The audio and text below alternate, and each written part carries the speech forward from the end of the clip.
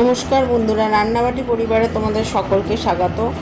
আজ চটজলদি বানিয়ে নেব মাশরুম চিলি, আর সেটা কেমন করে বানাতে হয় তোমাদেরকেও দেখাবো, তোমরাও ঘরে বানিও। এর জন্য প্রথমেই লাগছে মাশরুম কেটে ভালো করে বেছে ভালো করে জল দিয়ে ধুয়ে রেখে দিয়েছি। এই মাশরুমটা ভালো করে কিন্তু ধুয়ে নেবে। তারপরে এটাকে এবার আমি গরম জলে নুন হলুদ দিয়ে একটুখানি সেদ্ধ করে জলটা ফেলে মাশরুমটাকে আলাদা করে রেখে দেবো, যাতে কোনো রকম পেটের গণ্ডগোল না হয়। হয়ে গেছে। এবার নিয়ে নিয়েছি একটা কড়াইয়ের মধ্যে প্রথমেই ঢালবো হচ্ছে সর্ষের তেল নিয়ে নিয়েছি। এবার তেলের মধ্যে একে একে মশলাগুলো দিয়ে দেবো। প্রথমেই দেবো পেঁয়াজ কুচি দেওয়া হয়ে গেল। পেঁয়াজ কুচি দিয়ে পেঁয়াজটাকে একটু ভাজা করে নিয়ে যখন লাল হয়ে যাবে তখন তারপরে বাকি মশলাগুলো দেবো। দেখো পেঁয়াজটা একটু লাল লাল হয়ে গেছে। এবার এর মধ্যে দিয়ে দেবো হচ্ছে রসুন দিয়ে দিলাম। রসুনটাকেও এবার ভাজা করব। রসুন পেঁয়াজটা ভালো করে ভাজা হলে বাকি জিনিসগুলো এতে মিলিয়ে দেবো। রসুনটা আর পেঁয়াজটা ভাজা না হলে অন্যগুলো দিলে না রসুন পেঁয়াজটা ভাজা হবে না, তাই আগে এগুলোকে একটু লাল করে ভেজে নেবে। দেখো মোটামুটি লাল করে ভাজা হয়ে গেছে।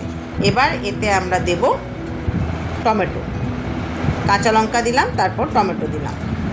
এবার এটাকেও ভালো করে ভেজে নেব।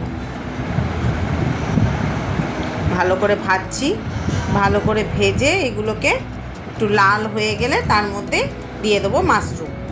দেখো মোটামুটি ভাজা হয়ে গেছে। আচ্ছা, একটু আদা বাটাও দিতে হবে, সেটা আমি আগে দিতে ভুলে গেছিলাম, তাই এখন অ্যাড করে দিলাম একটু আদা বাটা, তোমরাও দিয়ে দিও।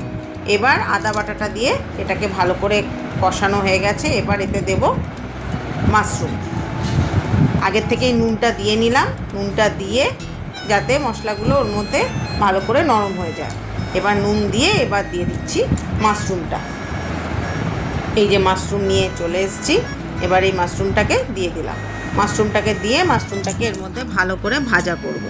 একদম পুরো ভালো করে যখন পুরো ভাজা হয়ে যাবে, দেখবে মাশরুমের রঙ আর রেড রঙ মিলে গেছে, তার মানেই তৈরি হয়ে গেছে আমাদের চিলি মাশরুম। আর তারপরে শুধু অ্যাড করতে হবে সসগুলো। দেখো মোটামুটি ভাজা হয়ে এসছে। এবার আমি এতে দিচ্ছি অল্প একটু ভিনিগার থাকলে দিতে পারো, নাহলে লেবুর রসও একটু দিতে পারো, একটু টকটক ভাব আসে, ভালো লাগে খেতে।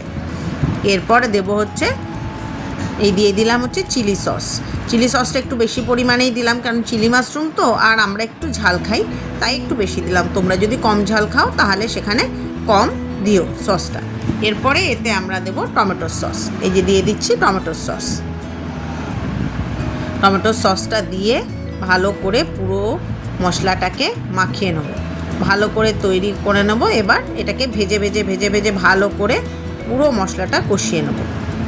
এবার দিচ্ছি একটু সয়া সস, খুবই অল্প পরিমাণে দিলাম, কেননা সয়া সসটা বেশি দিলে না একটু টক ভাবটা বেশি হয়ে যায়, তাই খুবই অল্প পরিমাণে সয়া সস দিলাম। এবার এটাকে ভালো করে ভাজছি, মোটামুটি ভালো করে ভেজে নিলেই তৈরি হয়ে যাবে আমাদের চিলি মাশরুম। আমি ওপর থেকে একটুখানি চিনি দিলাম, তোমরা যদি চিনি খাও তাহলে দেবে, আমি আমার রান্নায় একটু চিনি দিই তাই দিলাম। এবার তৈরি হয়ে গেছে আমাদের চিলি মাশরুম। তোমরাও বানিয়ে ভালোভাবে খেয়ে দেখো আর কেমন লাগছে আমাকে জানিও। চলো আজকের মতন এখানেই ভিডিও শেষ করছি। টাটা। চ্যানেলটা ভালো লাগলে সাবস্ক্রাইব করো।